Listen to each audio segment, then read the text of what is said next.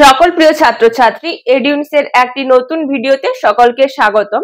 আজকে আমরা দশম শ্রেণীর ইতিহাস বিষয়ে 2024 সালের মাধ্যমিক পরীক্ষার একটি গুরুত্বপূর্ণ প্রশ্ন একা আন্দোলনের একটি সমালোচনামূলক বিবরণ সম্পর্কে আলোচনা করে নেব। অসহযোগ বা খিলাফত আন্দোলনের সময় উত্তরপ্রদেশের সমাজের নিম্নবর্গ কৃষকদের নিয়ে একটি কৃষক আন্দোলন গড়ে উঠেছিল, তা ছিল এক্কা আন্দোলন বা একতা আন্দোলন। আমাদের এটা মনে রাখতে হবে যে নিম্নবর্গের কৃষকদেরকে নিয়েই কিন্তু গড়ে উঠেছিল এক্কা আন্দোলন। আন্দোলনকারীরা একতাবদ্ধ থাকার শপথ নেওয়ার কারণেই এই আন্দোলনটির নামকরণ করা হয়েছিল এক্কা আন্দোলন বা একতা আন্দোলন।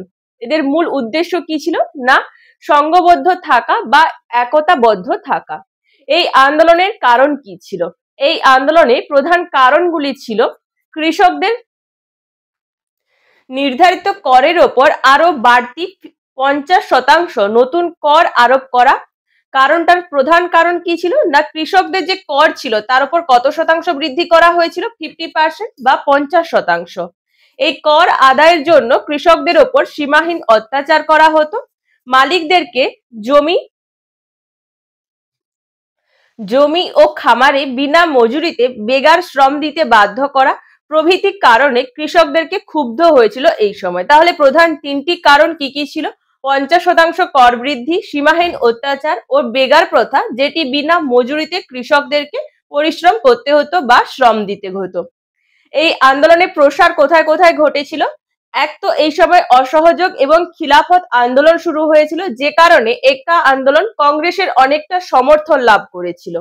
আর হরদই, সীতাপুর, বারুইচ জেলার আন্দোলন ছড়িয়ে পড়েছিল, যেটি মূলত উত্তরপ্রদেশে অবস্থিত সীতাপুর, হরদই এবং বারুইচ জেলা। এই জেলাগুলিতে এই এক্কা আন্দোলন ছড়িয়ে পড়েছিল এবং এই আন্দোলনটি কিন্তু নিম্নবর্গের কৃষকদের মধ্যেই প্রধান লক্ষ্য করা গিয়েছিল। এই আন্দোলনের একটি অংশ হলো শপথ গ্রহণের অনুষ্ঠান। অর্থাৎ এক্কা আন্দোলন পরিচালনের সময় আন্দোলনের নেতারা বা কর্মীরা মাঝে মাঝেই সভা করতেন এবং এই সভায় ধর্মীয় আচার আচরণ, রীতিনীতি পালন করত, যেখানে একজন পুরোহিত সভার পৌরোহিত্য মানে প্রধান পুরোহিতের কাজ করতেন এবং কৃষকেরা সেখানে শপথ নিতেন। এই শপথগুলির মধ্যে যেগুলি ছিল তারা কেবল সরকার নির্ধারিত খাজনা দেবে, অতিরিক্ত কোনো খাজনা দেবে না। অর্থাৎ 50% যে খাজনা বৃদ্ধি ঘটেছিল তারা সেটি দিতে রাজি হলো না।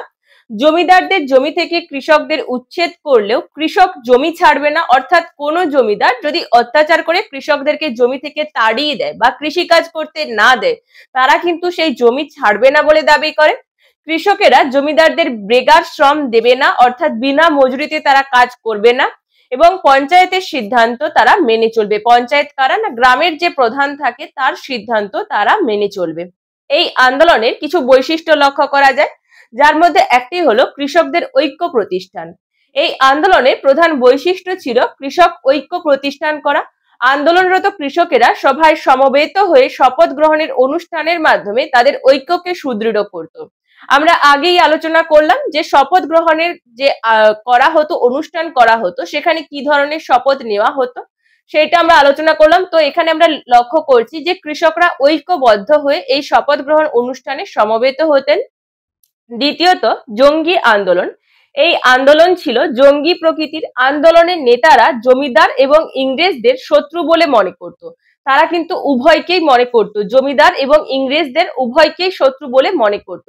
অর্থাৎ এটি কেবল ইংরেজদের বিরুদ্ধেই যে আন্দোলন ছিল তা নয়, এটি কিন্তু জমিদার এবং ইংরেজ উভয়ের পক্ষেই আন্দোলন ছিল। অর্থাৎ উচ্চ শ্রেণীর বিরুদ্ধেই তাদের আন্দোলনটি ছিল। তারা ইংরেজ শাসকদেরকে হত্যা এবং বিতাড়নের জন্য আন্দোলনরত কৃষকদের প্রতি আহ্বান জানান। কৃষকরাও উত্তেজিত হয়ে হিংসাত্মক ঘটনা ঘটায়।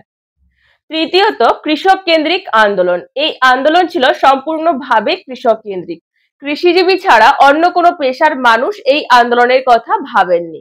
নিম্ন বর্গের আন্দোলন, আমরা আগেই বললাম যে এক্কা আন্দোলন নিম্ন বর্গের কৃষকদের আন্দোলন।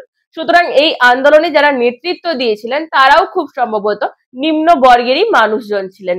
এই আন্দোলনের নেতা ছিলেন মাদারি পাশি, যিনি একজন নিম্নবর্গের মানুষ এবং উনার সহযোগীরা যারা ছিলেন তারাও ছিলেন নিম্নবর্গীয়।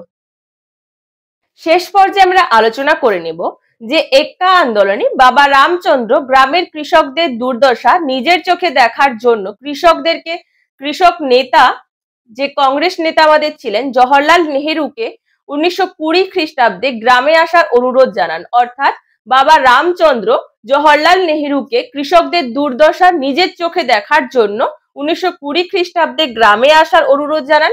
এভাবে জওহরলাল নেহেরু কৃষক আন্দোলনের সঙ্গে যুক্ত হয়ে পড়েছিলেন। সরকারের তীব্র দমন নীতির ফলে কৃষকরাও 1922 খ্রিস্টাব্দের মার্চ মাস নাগাদ আন্দোলন থেকে সরে আসতে বাধ্য হয়েছিল। আমাদের আজকের ভিডিওটি এই পর্যন্তই। ভিডিওটি কেমন লাগলো জানিও। যদি কোনো প্রশ্ন থাকে কমেন্টের মাধ্যমে বলতে পারো। আরো এই ধরনের শিক্ষামূলক ভিডিও পেতে আমাদের ইউটিউব চ্যানেলটিকে সাবস্ক্রাইব করুন এবং ফেসবুক পেজটিকে ফলো ও লাইক করুন। ধন্যবাদ।